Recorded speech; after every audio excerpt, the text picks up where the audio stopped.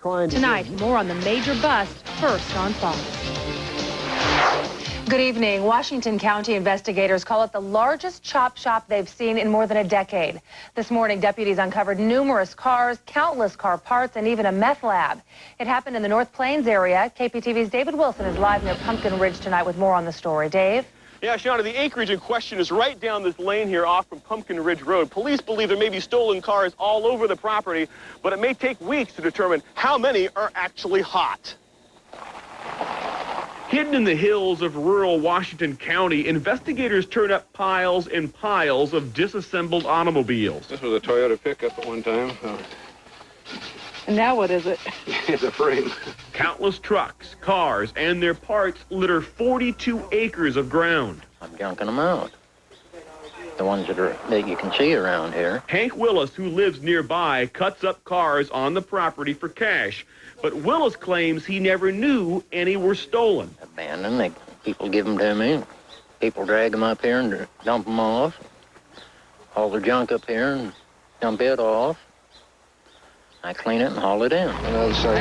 But police say Hank's friends, 50-year-old Larry James, 43-year-old Norman Johnson, and 33-year-old Megan Hastings, who all lived in travel trailers and campers on the acreage, were possibly chopping up stolen cars and selling the parts. All three have been arrested and charged with probation violations.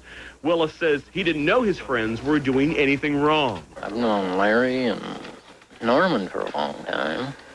What kind of folks are they? Simple folk, not like me. But police believe the trio may have also been into drugs. Besides stolen cars, detectives found a drug lab and an unknown quantity of methamphetamine on the property. Well, I think it's a way to make your money to buy your meth, or to deal with your meth and just survive. It's a survival thing for them. Police have no idea how many cars lay in ruin on the grounds, and for that matter, how many are actually stolen. The other thing is we've got parts here that could go, dozens and dozens of vehicles. To determine what's hot, detectives must match VIN numbers to known stolen autos. The process could take weeks. But investigators figure there could be as many as 40 or 50 stolen vehicles from all over the Tri-County area.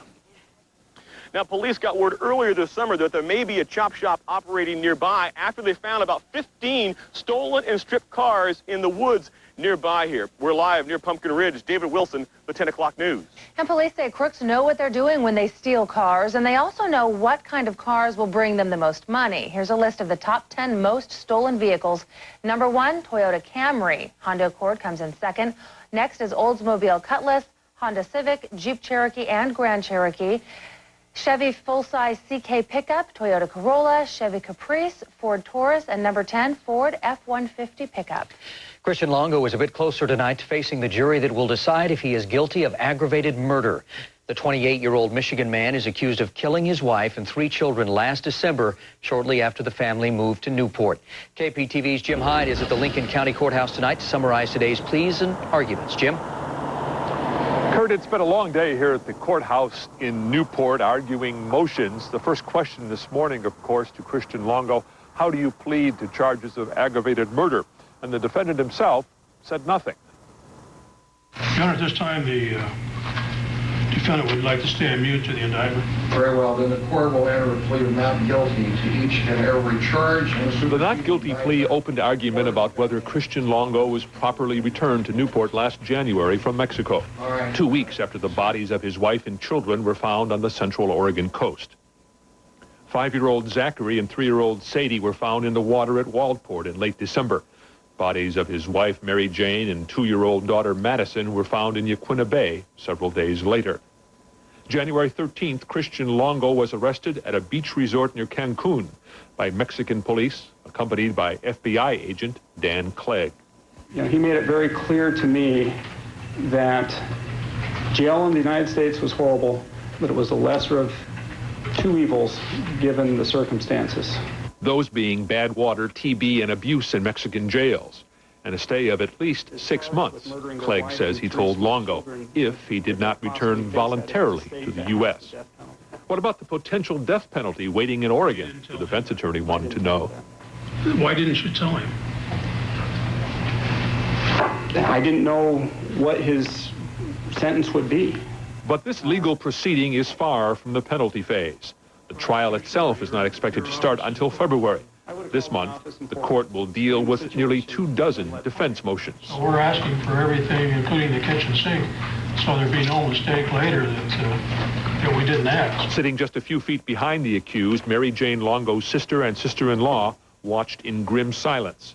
They and this community, where Mrs. Longo and her children spent the last months of their lives, are beginning a long and painful haul toward justice. Well, this was the first live appearance today in court for Christian Longo. Previously, he'd been used or been seen by a video camera from the jail. The defense will continue arguing those motions starting tomorrow morning at 9 o'clock. They are still looking for telephone records of the time the FBI agents were in Mexico. That was back in January when Christian Longo was arrested.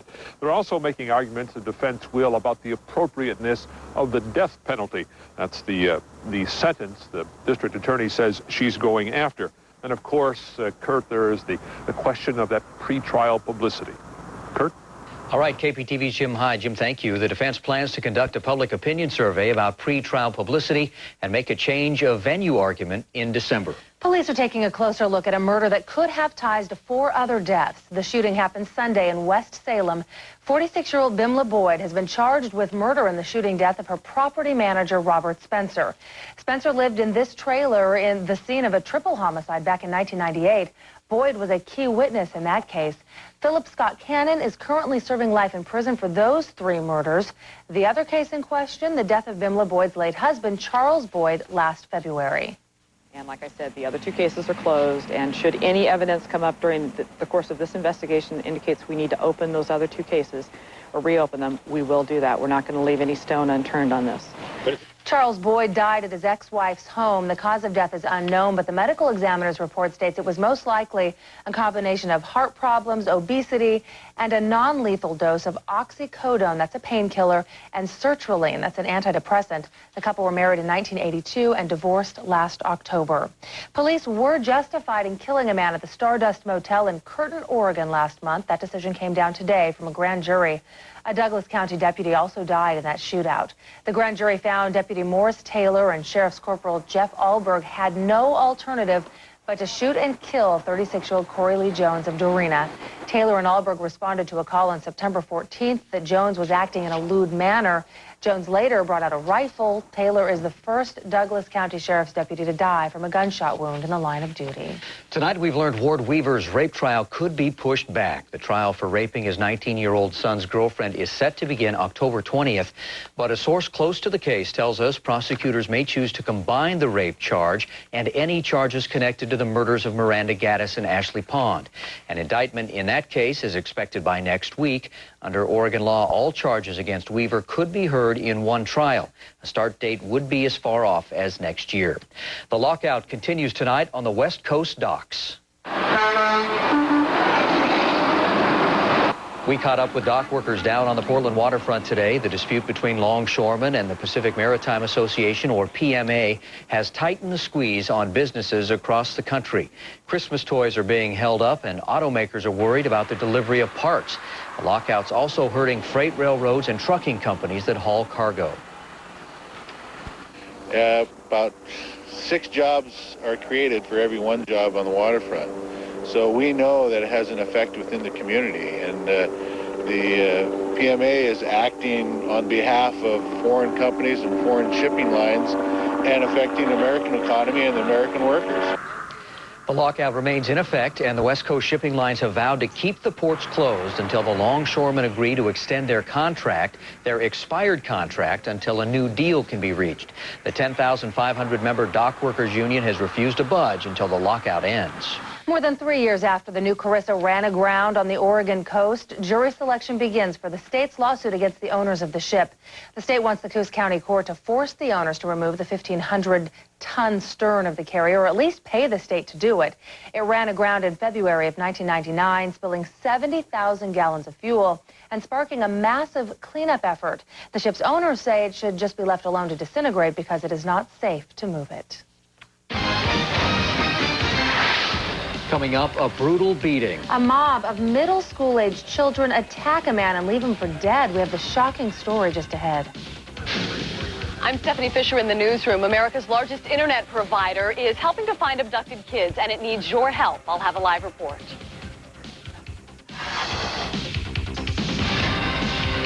I'm Carrie Tomlinson. Play this game. Find 3 cards that equal 21, and then you advance to the next round. But coming up, we'll explain why some say playing this game could make you a loser. I'm meteorologist Rod Hill. Compared to yesterday, it was pretty quiet today. Certainly a lot of sunshine. Check out the temperatures. 62 are high. The average high, by the way, for the first day of October, now down into the 60s at 69. This morning's low is 46. One of the big stories, how cold will it be tomorrow morning when you get up? My complete pinpoint forecast tonight at 10:31.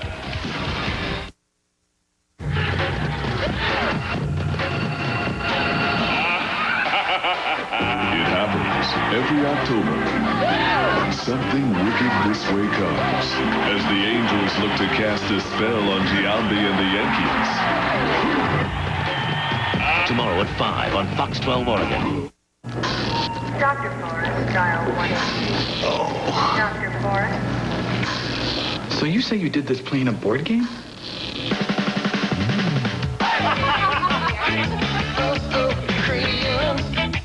Uncover fresh, new ideas for the season at the Portland Fall Home and Garden Show. It's all the best for your home and garden, all in one place. Don't miss the Portland Fall Home and Garden Show, starting Thursday at the Expo Center, and make the most of the season.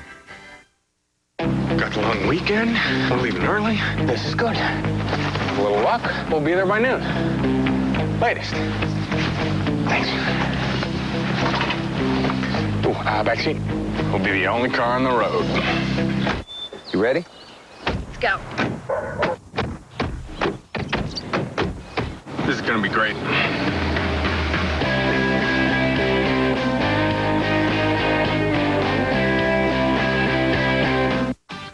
A deadly bus crash at the hands of this man. Passengers on board a Greyhound bus describe the crazed attacker. Coming up on the 10 o'clock news. Read my lips. No new taxes. I promise you, as governor, I won't ever sign a tax increase. Come on. Kevin Mannix has already supported over $2 billion in tax increases, including income taxes, gas taxes, sales taxes, business taxes, even tolls on our roads. Now Kevin Mannix is attacking Ted Kulongoski on taxes? It begs the question, should we read his lips? Think big brands. Think bigger savings. Wednesday only at Mervyn's Wednesday only sale. This Wednesday, find 30 to 70% off special store-wide. Think of all you'll find. Think the Wednesday only sale at Mervyn's. Think fast. Think Mervyn's. Big brands, small prices. Learn physical therapy. From pain will come pleasure. At the University of Seinfeld, 5 days a week. Tonight at 11 on Fox 12 Oregon. Tonight, a teenage Zaloa girl is missing, and detectives are hoping you might have seen her. Her name is Kelly Conklin, and she's 15 years old. Her parents say she disappeared in the middle of the night nearly a month ago. She'd taken her toothbrush with her, some clothes, and a few $100s she'd saved. Kelly's family thinks she may be with a 19-year-old man that they know as Robbie. They think she was coerced into running away and now may not be able to come home. If you have any information, please call the Washington County Sheriff's Office. Stories of runaways, missing children, and even staged kidnappings have dominated our news over the past few months. Now tonight, a nationwide alert system is going online to make sure the most dire cases get immediate attention. KPTV's Stephanie Fisher joins us live with more on this. Steph? Kurt, 26 million people subscribe to America Online, and when they log on to get their email, they hear this. You've got mail. Well, they're going to hear another alert soon, not only on their email, but on their pagers and on their cell phones as well. It's going to be an Amber Alert. It's going to tell them that a child is missing and it needs their help. Okay. Whoa!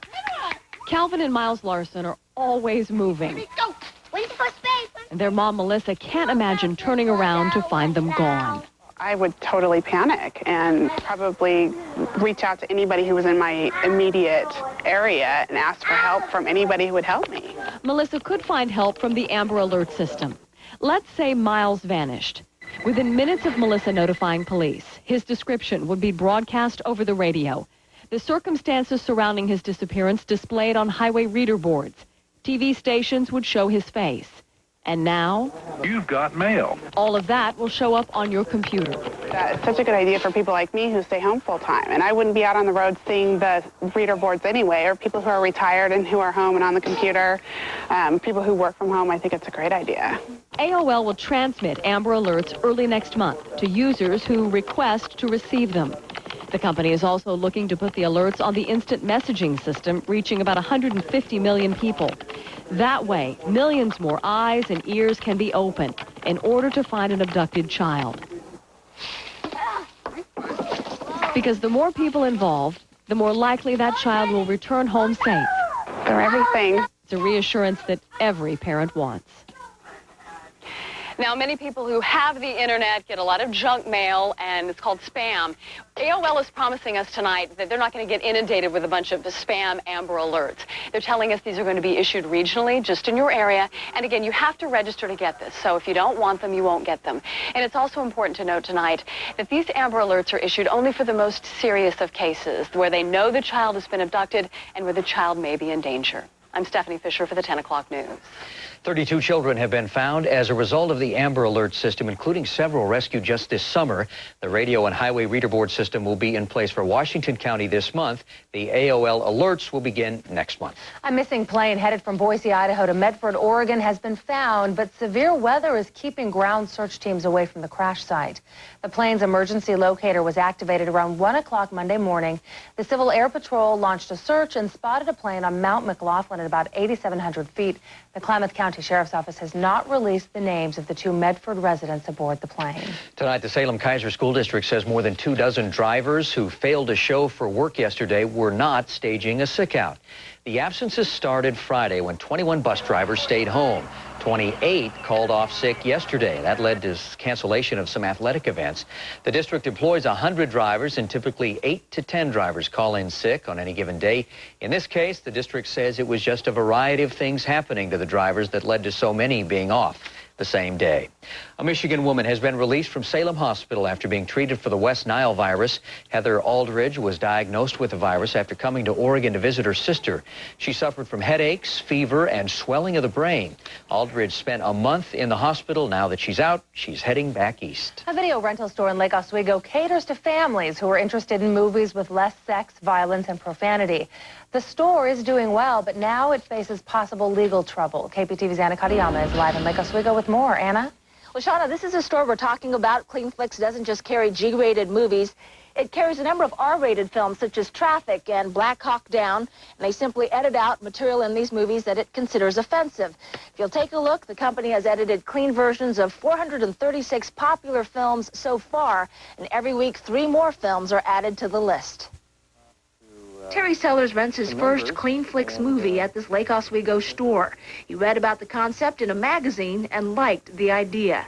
I don't like to have the cussing or the sex in my brain or in my viewing, because it seems to stick in there so much, and so I wanted something clean. CleanFlix edits out the profanity, sex, and violence from popular Hollywood movies. The concept is catching on.